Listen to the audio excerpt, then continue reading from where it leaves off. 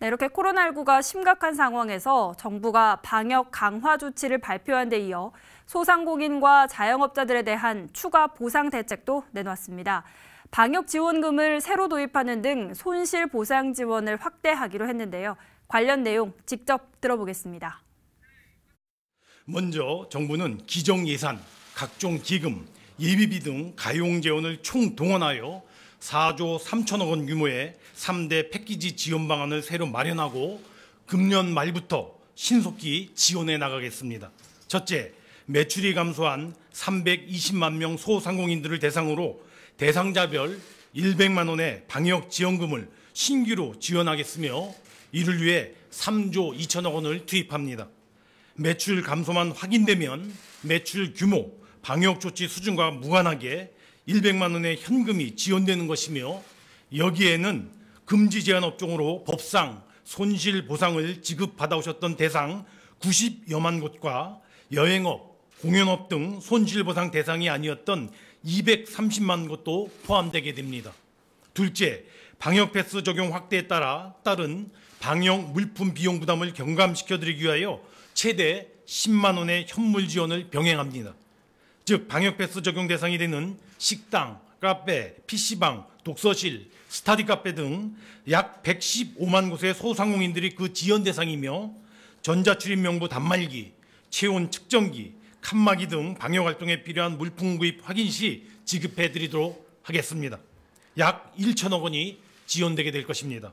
셋째, 방역 조치로 인하여 피해를 입으신 소상공인들에 대한 손실 보상도 더 확대하도록 하겠습니다.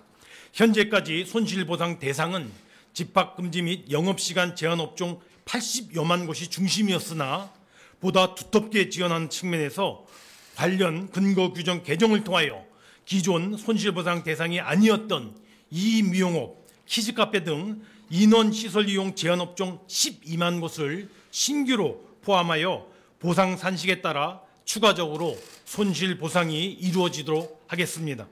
또한 손실보상 분기별 하한 지급액도 이제까지 10만 원에서 50만 원으로 대폭 상향하여 지급하고자 합니다. 이에 따라 손실보상은 내년 예산에 계상된 2조 2천억 원에 근본 1조 원을 추가 확보하여 총 3조 2천억 원이 지급하게 될 것입니다. 손실보상 대상 소상공인분들께서는 손실보상금과 근본에 지급하는 방역 지원금을 중복하여 지원받게 될 것입니다. 한편 앞서 말씀드린 신규 지원 3종 패키지 지원은 별개로 하여 내년 2022년도 예산기금 등에 반영된 자영업 소상공인 지원 사항도 최대한 신속히 집행해 나가도록 하겠습니다. 먼저 정부는 지난달 11월 23일 10조 8천억 원 규모의 소상공인 지원 대책을 발표하고 시행해 오고 있습니다.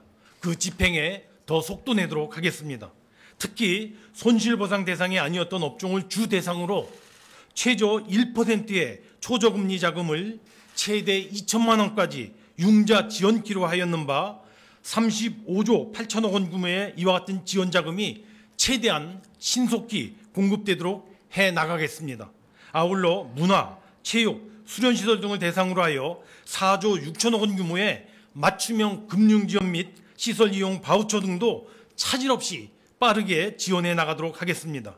한편 소상공인들의 생업터전인 지역 골목 상권의 온기 회복을 위하여 내년에 지역사랑 상품권 및 온누리 상품권 33조 5천억 원도 발행되도록 하고 있는 바 방역으로 인한 내수 제약을 상당 부분 완화해 줄 것으로 기대됩니다.